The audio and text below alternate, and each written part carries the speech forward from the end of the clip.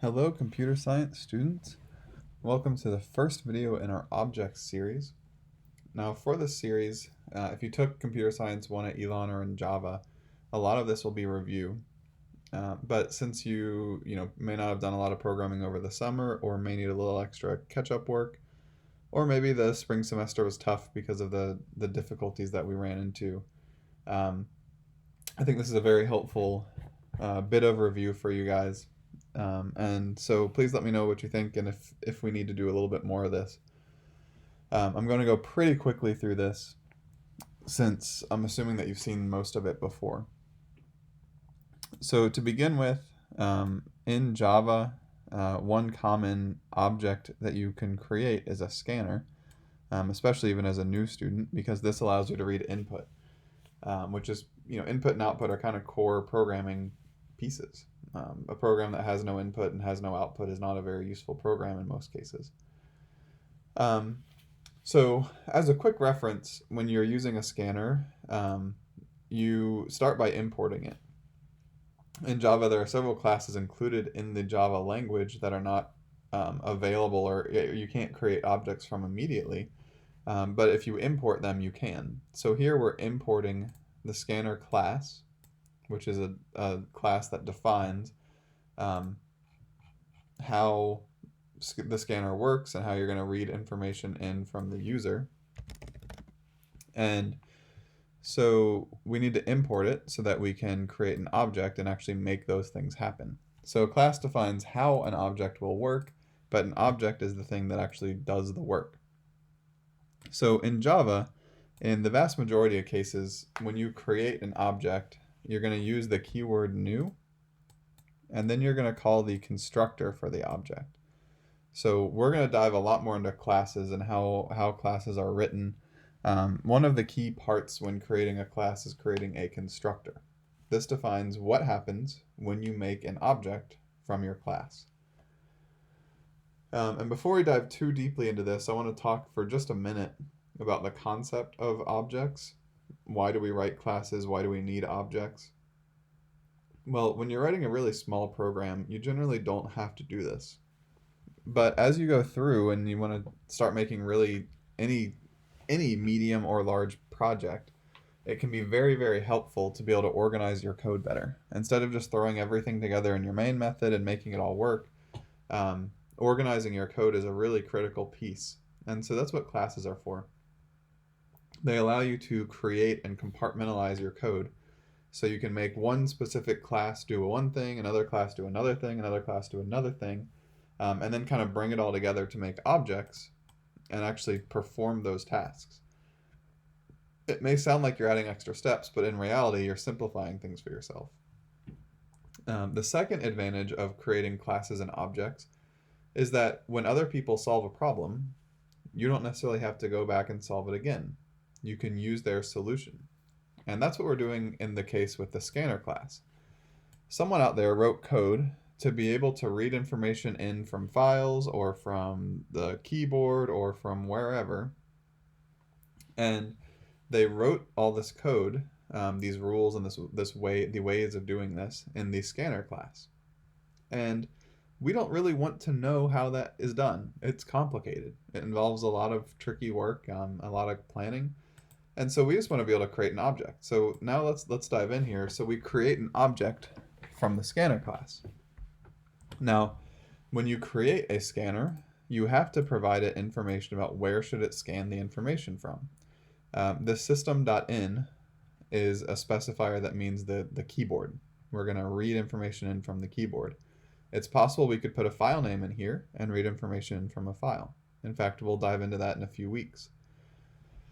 Probably about halfway through the semester. But for now, we want to read from the keyboard, and so we're going to provide system.in. And so when you work with classes, the constructor here can require different information depending on your class. So we'll dive into that a little more as well.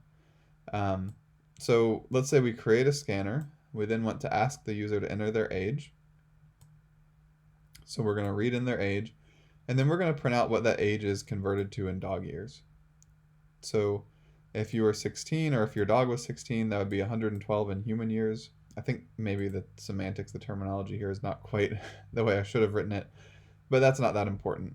This was just a demonstration to show that even though we don't know how to write the code to read information in from the keyboard, since we create a scanner object and use it, we can perform that action without even knowing how to write it. So that's one really cool part about classes and objects. Um, Another thing that's interesting that you may or may not have done in the past, hopefully you have, but if you have not, this will be a good reference, is that you could create your own class. Here I've prepared ahead of time the player class. So I'm imagining I'm creating a game, a really, really basic game that involves players that have names, heights, and some number of apples. And I guess I created methods to be able to allow them to eat apples or throw apples. Um, I don't know what this game would really look like, but what I wanted to show you is that you can create a class, even a really simple class like for a player, and then you can create objects from that class. So if you make a game, you don't want to have to try to track every single player that joins your game by creating a whole new set of data and information and write out code every time that every player has to do something. Instead, you can define a player class that controls how players work, and then it's really easy to add players to your game. You can just create a player like player one is a new player. It means I'm using the constructor. And we're going to give them a name, Deshaun Watson. This is actually a height, 74 inches, and a number of apples, and we'll give them 82.6 apples. I don't know. These are mostly random numbers that I'm throwing in there. And then I created myself as a player as well.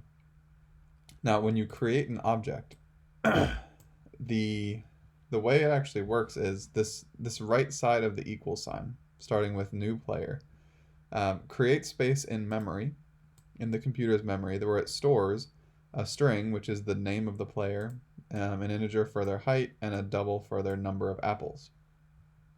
Now that is defined by the class. In the class, I told the computer that when I create a player, you should make space for a string, their name, an int, their height, and a double the number of apples. And we're going to read those values in and store them. So what that translates to is, again, in memory, we're actually reserving space and filling the space with this information. What I wanted to highlight is that the left side of the equal sign, player1 equals, is creating a variable that points to that spot in memory. So for example, if I created an int I equals 0, the value stored in memory is 0. And the left side, we create this variable called I, and it's an integer, and it's pointing to the space in memory where 0 is stored. Now this is a primitive, so it works a little differently. You can't call methods on it, things like that, at least not directly. But it's kind of similar in that this is just a variable that points to a player. And that will become more important later as we dive more into objects and classes and what things we can do.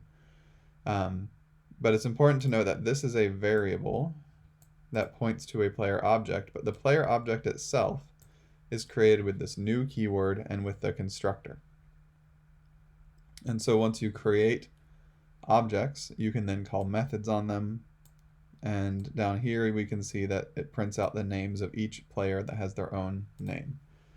So this is kind of the keys to start working with objects. You have to know what a constructor is, how to use it, so new player, and then what information that constructor needs. And for that, we're going to be using an API, which we will talk about later.